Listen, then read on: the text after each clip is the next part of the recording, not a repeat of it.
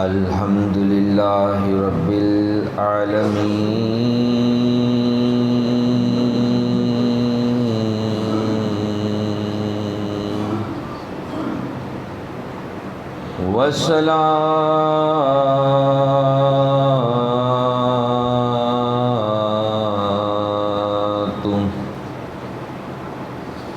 والسلام علی سید الانبیاء والمرسلین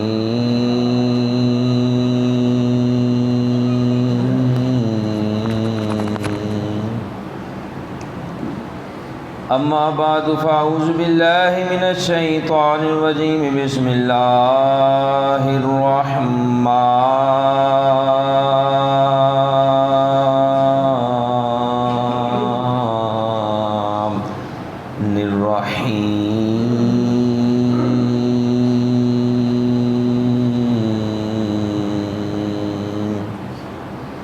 ولا تحسبن الذين قتلوا في سبيل الله أمواتا صدق الله العظيم وصدق رسوله النبي الكريم الأمين إن الله وملائكته يصلون على النبي یا ایھا الذین آمنوا صلوا علیہ وسلموا تسلیما اللہم صل علی سیدنا ومولانا محمد وعلی آل سیدنا ومولانا محمد وصحاب سیدنا ومولانا محمد وبارک وسلم الصلاۃ والسلام علیک یا سیدی یا رسول اللہ وعلی آلک وصحابک یا سیدی یا حبیب اللہ الصلاۃ والسلام علیک یا سیدی یا نبی اللہ وعلی آلک وصحابک یا سیدی یا نور اللہ الصلاۃ والسلام علیک یا سیدی یا رحمتا للعالمین وعلی آلک وصحابک یا سیدی یا خاتم النبیین۔ اللہ تبارک و تعالیٰ کی حمد و ثنا اور نبی الرحمت حضور سیدنا رسول اللہ صلی اللہ علیہ وآلہ وسلم پر درود و سلام کے بعد میرے انتہائی واجب الاحترام پیارے بھائیوں، پیارے بزرگوں، پیارے دوستوں، السلام علیکم ورحمۃ اللہ وبرکاتہ۔ ابھی آپ نے قرآن مجید کی ایک آیت مبارکہ سماعت فرمائی ہے جس میں اللہ تبارک و تعالی ارشاد فرماتا ہے وَلَا تَحْسَبَنَّ الَّذِينَ قُتِلُوا فِي سَبِيلِ اللَّهِ أَمْوَاتًا بَلْ أَحْيَاءٌ عِندَ رَبِّهِمْ، کہ جو اللہ تبارک و تعالیٰ کی راہ میں شہید ہو جائیں ہرگز انہیں مردہ خیال نہ کرنا بلکہ وہ اپنے رب کے ہاں زندہ ہیں۔ قرآن مجید کی آیات مبارکہ کبھی صحابہ رضی اللہ عنہم کی شان میں بیان ہوئیں، کبھی اہل بیت کی عظمت میں نازل ہوئیں، کبھی امت کو پیغام دینے کے لیے نازل ہوئیں، کبھی رب کائنات نے قرآن مجید میں ایمان والوں کو مخاطب کر کے کلام بھی فرمایا، اور جس کا قرآن مجید میں اللہ تبارک و تعالیٰ نے ذکر فرمایا جن ایمان والوں کا اور جن کے لیے رب ذوالجلال نے قرآن مجید کی آیات نازل فرمائی، وہ کائنات کے سب سے خوش نصیب لوگ ہیں۔ قرآن مجید میں ذکر آنا یہ کوئی معمولی بات نہیں۔ اسٹیج پر بیٹھ کر اگر کسی کا نام لیا جائے تو وہ اپنے آپ پر فخر کرتا ہے کہ میں کہاں، میرا نام کہاں لیا جا رہا ہے۔ تو بتائیں جن کے لیے اللہ تبارک و تعالیٰ نے آیات نازل فرمائی ہوں تو پھر ان کا کیا مقام ہوگا؟ محدثین نے لکھا ہوا ہے، مدارج النبوت میں آتا ہے کہ یہ آیت مبارکہ حضرت سیدنا امیر حمزہ رضی اللہ تعالیٰ عنہ اور آپ کے ساتھ جتنے شہید ہوئے اللہ تبارک و تعالیٰ نے ان کی شان میں یہ آیت مبارکہ نازل فرمائی کہ وہ شہید ہوئے ہیں، انہیں مردہ نہیں خیال کرنا، وہ زندہ ہیں، رزق بھی اللہ انہیں دے رہا ہے۔ پھر سورہ زمر کی آیت نمبر 22 میں اللہ تبارک و تعالیٰ ارشاد فرماتا ہے افمن شرح اللہ صدرہ للاسلام فہو علی نور من ربی، تو کیا وہ جس کا سینہ اللہ تبارک و تعالیٰ نے اسلام کے لیے کھول دیا تو وہ اپنے رب کی طرف سے نور پر ہے۔ اللہ تبارک و تعالیٰ فرماتا ہے جس کا سینہ اسلام کے لیے کھول دیا، مطلب کہ جس کے دل میں اسلام کی محبت اللہ نے پیدا فرما دی۔ پہلے بندہ مسجد میں نہیں آتا تھا، پہلے مسجد کے قریب نہیں آتا تھا، نماز نہیں پڑھتا تھا، قرآن مجید نہیں پڑھتا تھا، نیکی والے عمل نہیں کرتا تھا، سینہ دل اس کا سخت تھا، لہجہ اس کا سخت تھا۔ پھر ایک وقت آیا اللہ تبارک و تعالیٰ نے اس پر کرم فرما دیا، اس کا سینہ اسلام کے لیے کھول دیا، اس کے دل میں اسلام کی محبت داخل فرما دی، مصطفیٰ علیہ الصلوۃ والسلام کی محبت داخل فرما دی۔ پھر کیا ہوا؟ اللہ تبارک و تعالیٰ فرماتا ہے جس کا سینہ میں نے اسلام کے لیے کھول دیا ہے وہ اپنے رب کی طرف سے نور پر موجود ہے، مطلب وہ صراط مستقیم پر ہے، وہ اللہ تبارک و تعالیٰ کے راستے پر۔ جو بندہ پنجگانہ نماز ادا کرتا ہے مسجد میں آ کر بغیر عذر کے، یہ نہیں عذر ہے تو پھر ٹھیک ہے گھر میں نماز پڑھ لی، جہاں ہے نماز وہاں پر پڑھ لی، اگر عذر نہیں ہے تو پھر اگر وہ مسجد کی بجائے جان بوجھ کر گھر میں نماز پڑھے گا تو احادیث کے مفہوم سے یہ پتہ چلتا ہے کہ اس بندے کی نماز اللہ تبارک و تعالیٰ قبول نہیں فرماتا۔ تو جو بندہ پنجگانہ نماز ادا کرتا ہے اور پھر اللہ تبارک و تعالیٰ کی رضا کے لیے قرآن مجید کی تلاوت کرتا ہے، ذکر و اذکار کرتا ہے، نیکی والے جتنے بھی عمل ہے، والدین کا ادب و احترام کرتا ہے، لوگوں کے حقوق کا خیال رکھتا ہے، ہمسایوں کے حقوق کا خیال رکھتا ہے، وہ سمجھ لے کہ اس کا سینہ اللہ تبارک و تعالیٰ نے اسلام کے لیے کھول دیا، اب اس پر اللہ تبارک و تعالیٰ کی رحمتوں کا نزول ہو رہا ہے۔ کیوں؟ اللہ تبارک و تعالیٰ اپنے گھر میں اسے بلاتا ہے جسے وہ پسند فرما لیتا ہے، جسے وہ پسند نہیں نہ فرماتا اپنی بارگاہ میں کھڑے ہونے کی توفیق بھی نہیں اسے دیتا۔ یہ جو ہم نماز ادا کرتے ہیں اللہ نے توفیق دی ہے، اس کا مطلب ہے اگرچہ گناہ گار ہیں لیکن اللہ نے ہمیں پسند فرمایا ہوا ہے، تو جب وہ پسند فرما لیتا ہے تو پھر دونوں جہانوں میں کامیابی ہو جاتی ہے۔ تو محدثین نے تفسیر روح البیان میں لکھا ہوا ہے کہ افمن شرح اللہ صدرہ للاسلام فہو علی نور من ربی، یہ آیت مبارکہ خاص طور پر حضرت سیدنا امیر حمزہ رضی اللہ تعالیٰ عنہ اور امیر المومنین سیدنا علی المرتضیٰ رضی اللہ عنہ کی شان میں اللہ نے نازل فرمائی ہے۔ بتائیں جن کی شان میں قرآن مجید کی آیات اتر رہی ہیں، پھر اللہ تبارک و تعالیٰ نے ان کا کیا مقام و مرتبہ رکھا ہوگا۔ حضرت سیدنا امیر حمزہ رضی اللہ تعالیٰ عنہ کی سیرت کا بیان، آپ کا مبارک ذکر کو اللہ تبارک و تعالیٰ نے وہ رفتیں، وہ عظمتیں، وہ بلندیاں، وہ رتبے عطا فرمائے ہیں کہ آپ کا ذکر صرف زمین والے ہی نہیں کرتے بلکہ آسمان والے بھی آپ کا ذکر کرتے ہیں۔ زمین میں تو ذکر ہو رہا ہے، آسمان میں اللہ کے ملائکہ ذکر کر رہے ہیں، رب کائنات ذکر فرما رہا ہے۔ تو جن کا ذکر زمین پر ہو، آسمان پر ہو، تو پھر ان کا مقام کیا ہوگا، کتنی اللہ نے ان کو عظمت و شان عطا فرمائی ہوں گی۔ اور حضور پاک صلی اللہ علیہ وآلہ وسلم نے جب سیدنا امیر حمزہ رضی اللہ تعالیٰ عنہ شہید ہوئے تو آقا علیہ الصلوۃ والسلام نے فرمایا لن اصابک بمثلک ابدا، کہ آپ کی جدائی سے بڑھ کر میرے لیے کوئی اور صدمہ نہیں ہو سکتا۔ اتنا صدمہ تھا جب سیدنا امیر حمزہ رضی اللہ تعالیٰ عنہ شہید ہوئے۔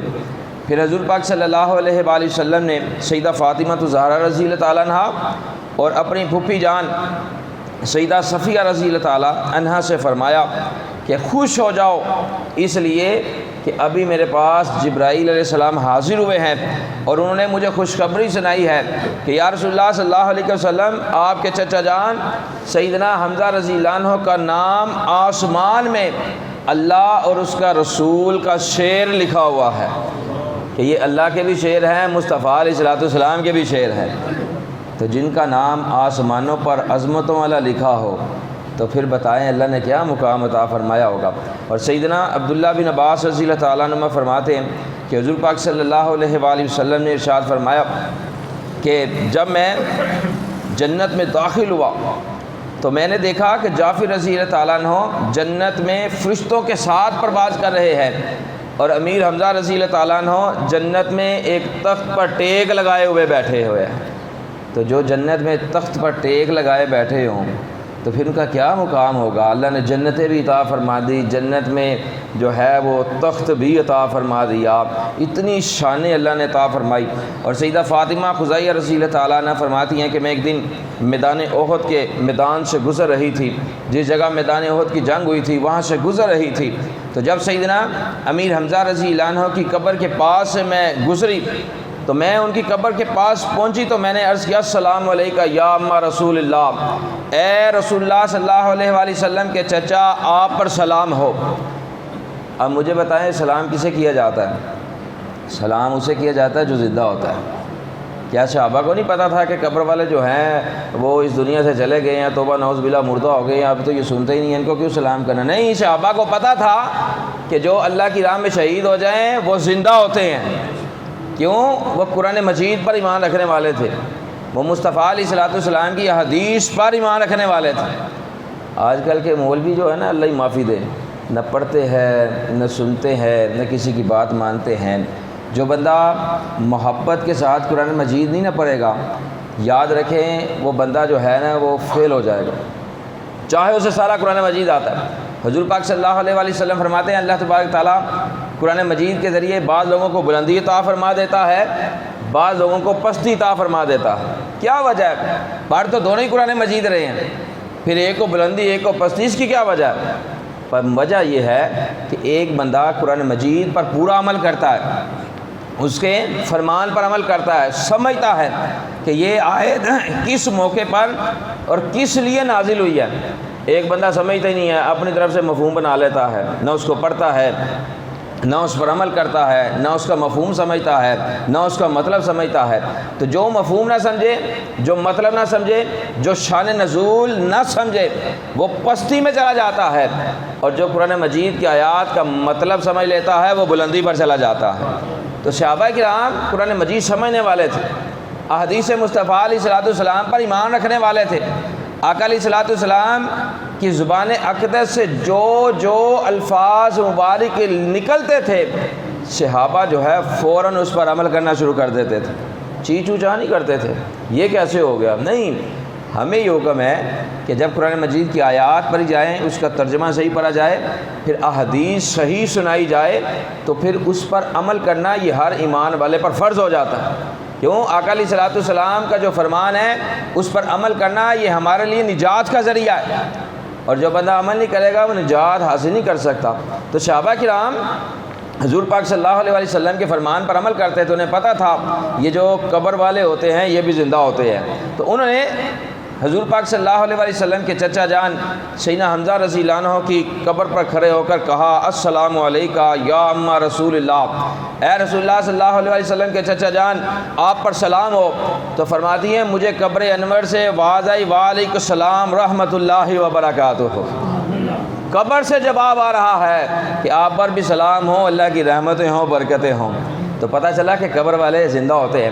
حضور پاک صلی اللہ علیہ وآلہ وسلم نے فرمایا، علامہ سفوری علیہ الرحمہ نے نزہۃ المجالس میں لکھا ہوا ہے، آقا علیہ السلام نے فرمایا کہ معراج شریف کی رات جب میں جنت میں داخل ہوا تو حضرت سیدنا حمزہ بن عبد المطلب رضی اللہ عنہ نے وہاں پر میرا استقبال کیا۔ تو میں نے سیدنا حمزہ رضی اللہ تعالیٰ عنہ سے پوچھا کہ وہ کون سا عمل ہے کہ جس کو آپ سب سے زیادہ فضیلت والا، اللہ تبارک و تعالیٰ کے دربار میں محبوب ترین اور میزان میں سب سے زیادہ وزنی سمجھتے ہیں۔ اب آقا پاک علیہ السلام چچا جان سیدنا حمزہ رضی اللہ عنہ سے پوچھ رہے ہیں، چچا جان مجھے بتائیں آپ کے نزدیک وہ کون سا فضیلت والا عمل ہے؟ اللہ تبارک و تعالیٰ کے نزدیک جو محبوب ترین عمل ہو، میزان میں سب سے زیادہ وزنی ہو، وہ کون سا عمل ہے؟ تو سیدنا حمزہ رضی اللہ عنہ عرض کرتے ہیں، یا رسول اللہ صلی اللہ علیہ وسلم، سب سے فضیلت والا عمل، اللہ تبارک و تعالیٰ کے دربار میں محبوب ترین عمل، میزان میں سب سے زیادہ وزنی والا عمل، وہ آپ صلی اللہ علیہ وآلہ وسلم پر درود شریف پڑھنا ہے۔ حضور پاک صلی اللہ علیہ وآلہ وسلم پر درود شریف پڑھنا یہ افضل ترین عمل ہے۔ اور آقا پاک علیہ الصلوۃ والسلام نے واضح طور پر یہ ارشاد فرما دیا، من صلی علی النبی صلی اللہ علیہ وآلہ وسلم واحدتاً صلی اللہ علیہ وملائکتہ 70 مرہ، کہ جو حضور پاک صلی اللہ علیہ وآلہ وسلم پر ایک مرتبہ درود شریف پڑھے گا تو اس پر اللہ تبارک و تعالیٰ اور اس کے فرشتے 70 بار درود شریف بھیجیں گے۔ ایک بار درود شریف پڑھیں گے، 70 بار درود شریف اللہ بھی بھیجے گا، فرشتے بھی بھیجیں گے۔ بتائیں فائدے والا عمل ہے کہ نقصان والا عمل ہے؟ آقا علیہ الصلوۃ والسلام نے فرمایا، جو مجھ پر ایک مرتبہ درود بھیجتا ہے اللہ کے اس پر 10 مرتبہ درود بھیجتا ہے۔ اور ایک روایت میں حضور پاک صلی اللہ علیہ وآلہ وسلم نے ارشاد فرمایا کہ جو بندہ دن میں 1000 مرتبہ درود شریف پڑھتا ہے وہ اس وقت تک نہیں مرے گا جب تک کہ وہ جنت میں اپنا گھر نہیں دیکھ لیتا۔ اتنی فضیلت والا یہ عمل ہے۔ اور جو بندہ یہ چاہتا ہے نا کہ اس کو آقا پاک علیہ الصلوۃ والسلام کا دیدار ہو جائے، جو بندہ یہ چاہتا ہے کہ اس کی زبان میں تطہیر آ جائے، جو بندہ یہ چاہتا ہے کہ اس کے سارے معاملات حل ہو جائیں، ساری مشکلیں تکلیفیں مصیبتیں ختم ہو جائیں، وہ کیا کرے؟ وہ آقا پاک علیہ الصلوۃ والسلام پر اخلاص کے ساتھ درود شریف پڑھنا شروع کر دے، پوری توجہ کے ساتھ، گنبد خضرا کی طرف توجہ کر کے آنکھیں بند کر کے درود شریف پڑھنا شروع کر دے۔ وہی وقت رکھ لے کہ اس وقت جو ہے سارے معاملات چھوڑ کر صرف میں اپنے پاک محبوب علیہ الصلوۃ والسلام پر درود شریف پڑھوں گا۔ یقین جانے جب اخلاص کے ساتھ درود شریف پڑھیں گے نا، پھر اس کے بعد جو بھی دعا کریں گے اللہ دعا قبول فرما لے گا۔ ہمارے قبلہ بابا سرکار منیر اسلام رحمہ فرماتے ہیں کہ بابا فرید الدین گنج شکر رحمہ کی والدہ ماجدہ کے پاس محلے کی عورتیں آتی اور کہتی ہیں، اماں جی فلاں مسئلہ ہے، دعا کرے میرا مسئلہ حل ہو جائے۔ اب انہیں 10 منٹ بٹھاتی اور 10 منٹ کے بعد دعا کرتی، ان کا مسئلہ حل ہو جاتا۔ ایک عورت آئی، اس کا مسئلہ حل ہو گیا، دوسری آئی حل ہو گیا، تیسری آئی حل ہو گیا، سب کی مصیبتیں ختم ہو گئی، پریشانیاں ختم ہو گئی، جو دکھ لے کے آئی تھی ختم ہو گئی۔ ایک دن محلے کی عورتیں اکٹھی ہو کر آپ کی خدمت میں حاضر ہو گئی۔ عرض کی، امی جان یہ ارشاد فرمایا جب بھی ہم مسئلہ لے کر آتے ہیں، پریشانی لے کر آتے ہیں، آپ جو ہیں وہ دعا فرماتی ہیں اور وہ مسئلہ حل ہو جاتا ہے۔ فرمایا بات یہ ہے کہ جب میں دعا کرتی ہوں، دعا کرنے سے پہلے میں اپنے پاک محبوب صلی اللہ علیہ وآلہ وسلم پر 500 مرتبہ درود شریف بھیجتی ہوں۔ 500 مرتبہ درود شریف بھیجنے کے بعد جب میں دعا کرتی ہوں اللہ میری دعا قبول فرما لیتا ہے۔ پتہ چلا جو 500 مرتبہ درود شریف پڑھ کر دعا کرے گا اللہ دعا قبول فرما لے گا۔ جو 1000 مرتبہ درود شریف روزانہ پڑھے گا وہ اس وقت تک اس دنیا سے نہیں جائے گا جب تک کہ جنت میں اپنا گھر نہیں دیکھ لیتا۔ اگر درود شریف کی اتنی فضیلت ہے اندازہ لگا لیں۔ اور پھر درود شریف پڑھنے والا دنیا قبر اور آخرت میں کامیاب ہو جاتا۔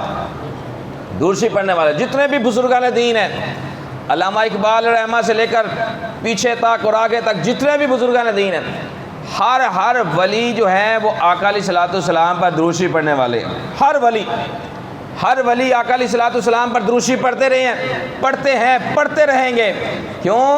ان کو پتہ ہے کہ اگر مقام و مرتبے اور یہ ولایت جو ملی ہے یہ آقا علیہ الصلوۃ والسلام کے صدقے اللہ نے عطا فرمائی ہے، تو جن کے صدقے عطا فرمائی ہے ان پر درود شریف پڑھنا یہ ضروری ہے۔ اگر کاروبار نہیں ہے، کاروبار کی وجہ سے کوئی پریشان ہے، گھریلو معاملات کی وجہ سے کوئی پریشان ہے، یا کسی اور کا کوئی معاملہ ہے، جو بھی معاملہ ہے، یقین جانے وہ درود شریف پڑھنا شروع کر دے۔ آج سے درود شریف پڑھنا شروع کر دے۔ جب فارغ بیٹھا ہو، دکان پر ہو، گھر میں ہو، راستے میں ہو، جہاں ہو، آقا علیہ الصلوۃ والسلام پر درود شریف پڑھنا شروع کر دے۔ درود شریف پڑھے گا، چند دن بعد اسے خود ہی پتہ چل جائے گا کہ اللہ نے درود شریف میں کتنی برکتیں رکھی ہوئی ہیں۔ جب مصیبتیں پریشانیاں ختم ہو جاتی ہیں پھر بندہ درود شریف پڑھتا رہتا ہے، ایک وقت آتا ہے پریشانیاں بھی ختم ہو جاتی ہیں، مصیبتیں بھی ختم ہو جاتی ہیں، آسانیاں بھی آ جاتی ہیں، اور پھر بندہ درود شریف پڑھتے پڑھتے مصطفیٰ علیہ الصلوۃ والسلام کے قریب ہوتا چلا جاتا ہے۔ اور جب آقا علیہ الصلوۃ والسلام کے قریب چلا جاتا ہے تو اللہ تبارک و تعالیٰ اس ایمان والے کو ولایت کا مرتبہ عطا فرما دیتا ہے۔ تو جس کو یہ مرتبہ مل جاتا ہے اس کے لیے اس کے ذریعے اللہ کئیوں کو جو ہے وہ بخشش بھی عطا فرما دیتا ہے۔ تو سیدنا حمزہ رضی اللہ تعالیٰ عنہ نے عرض کیا یا رسول اللہ صلی اللہ علیہ وسلم افضل ترین فضیلت والا عمل، اللہ تبارک تعالیٰ کے نزدیک محبوب ترین عمل اور میزان میں سب سے زیادہ جو وزنی عمل ہے وہ آپ صلی اللہ علیہ وآلہ وسلم پر درود شریف پڑھنے میں ہے اور آپ صلی اللہ علیہ وآلہ وسلم کی عظمت و شان بیان کرنے میں ہے۔ آقا علیہ الصلوۃ والسلام کی عظمت و شان بیان کرنا یہ ہر ایک کا کام نہیں ہے۔ اللہ نے ہر ایک کو توفیق نہیں دی کہ وہ آقا علیہ الصلوۃ والسلام کی عظمت و شان بیان کرے، اور ہم خوش نصیب ہیں کہ اللہ تبارک و تعالیٰ نے سب سے پہلے ہمیں مسلمانوں کے گھر میں پیدا فرمایا۔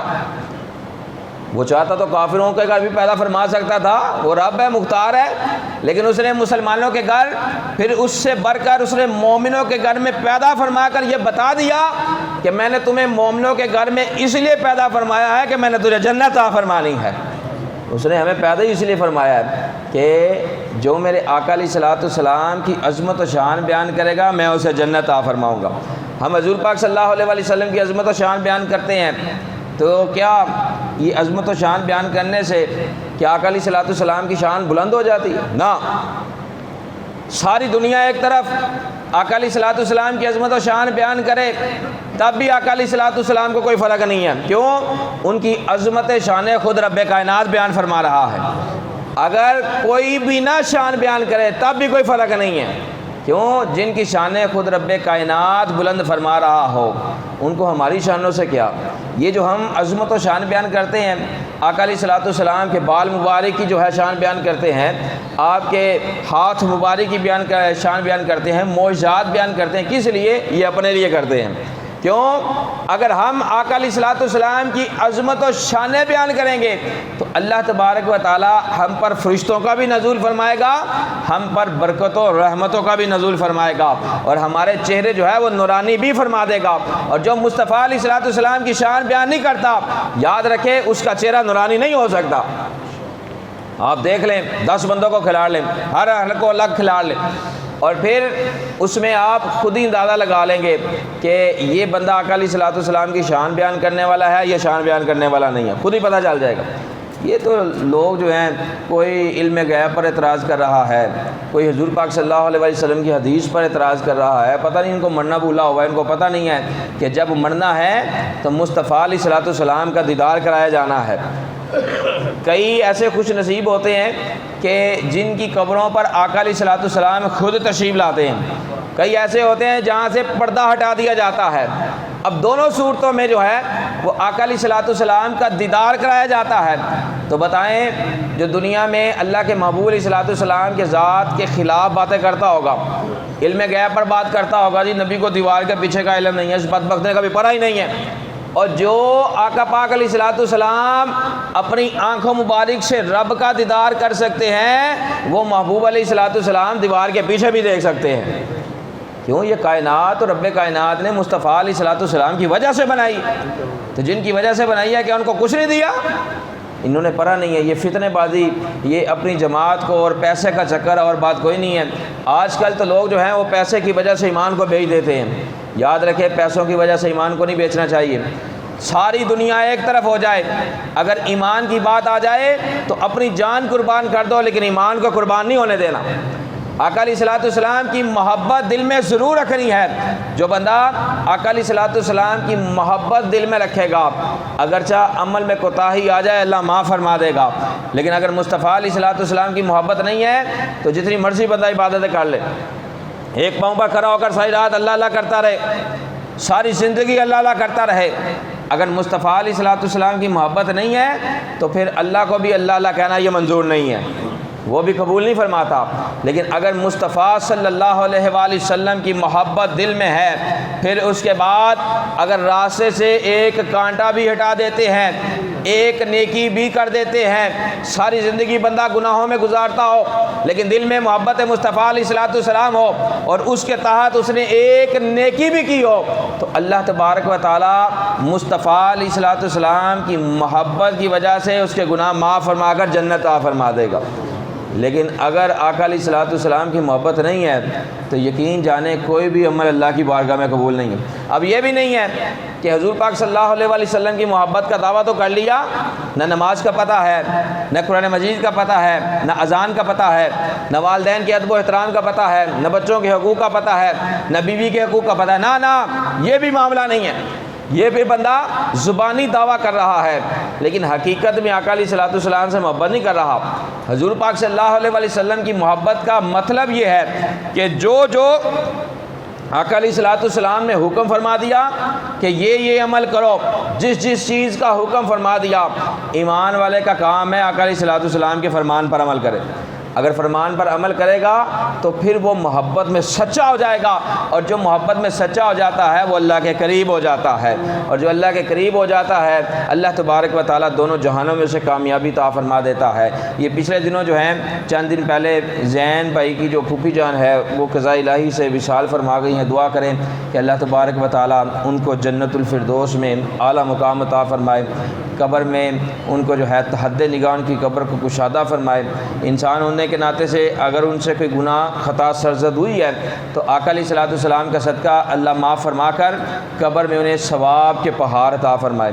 اور دوسرا، جیسا کہ آپ کے علم میں ہے کہ آپ کی مسجد میں جو ہے وہ دن بر دن جو ہے وہ ترقی کا کام ہو رہا ہے، اب جو ہے بجلی مہنگی ہو چکی ہے اور یہ سولر سسٹم کا جو ہے وہ آغاز ہو چکا ہے۔ یہ آپ کی محبت اور آپ کے تعاون سے ہے، اور یہ جب لگیں گی پھر اس کے بعد بجلی بنے گی، پھر اس کے بعد لائٹیں چلیں گی، پھر اے سی چلیں گے۔ جو بندے یہاں پر نماز پڑھیں گے، پرسکون ہو کر نماز پڑھیں گے، قرآن مجید کی تلاوت کریں گے، ذکر و اذکار کریں گے، تو ان کو جتنا ان کو ثواب ہوگا، جس نے سولر سسٹم لگایا ہوگا، جس نے اس میں 1 روپیہ بھی داخل کیا ہوگا، سارا ثواب اللہ کریم اسے بھی عطا فرمائے گا۔ تو یہ وہ وقت ہے کہ جب اللہ نے ہمیں اتنی بڑی نعمت زندگی اور صحت عطا فرمائی ہے، تو یہ وقت ہے، اس وقت میں نیکی حاصل کرنے کی ضرورت ہے، کیوں کل قیامت کے دن انسان ایک ایک نیکی کو ترسے گا۔ آج تو نیکیاں اللہ فرما رہا لے لو، پانی پلاؤ 10 نیکیاں لے لو، ہاں جی، نیکی والے کام کر لو، نیکیاں لے لو۔ تو وہ وقت جب قیامت کا وقت ہوئے گا، سورج 1 میل کے فاصلے پر ہوگا، ایک ایک نیکی کو ترسے گا، یقین جانے اس وقت کوئی بھی کسی کو نیکی نہیں عطا فرمائے گا۔ تو آج اللہ نے جو ہمیں وقت دیا ہے، جو نعمت دی ہے، اس کی قدر کرتے ہوئے آج نیکی حاصل کرنے کی ضرورت ہے، اس میں بڑھ چڑھ کر حصہ دیں۔ جتنی اللہ نے توفیق دی ہے اتنا ہی جو ہے وہ اپنا مال اللہ کی راہ میں خرچ کریں۔ جب یہ پلیٹیں لگیں گی، لوگ نماز پڑھیں گے، ذکر و اذکار کریں گے، سکون کے ساتھ اللہ کا ذکر کیا جائے گا، اللہ کی عبادت کی جائے گی، تو یقین جانیں اللہ تبارک و تعالی ہم سب کو اس کا ثواب عطا فرمائے گا، اور جتنی اعمال میں نیکیاں بڑھتی چلی جائیں گی اتنے ہی ہم کامیاب ہوتے چلے جائیں گے۔ اللہ تبارک و تعالی ہماری حاضری کو اپنی پاک بارگاہ میں قبول و منظور فرمائے۔ آمین و آخر دعوانا الحمدللہ رب العالمین۔ السلام علیکم۔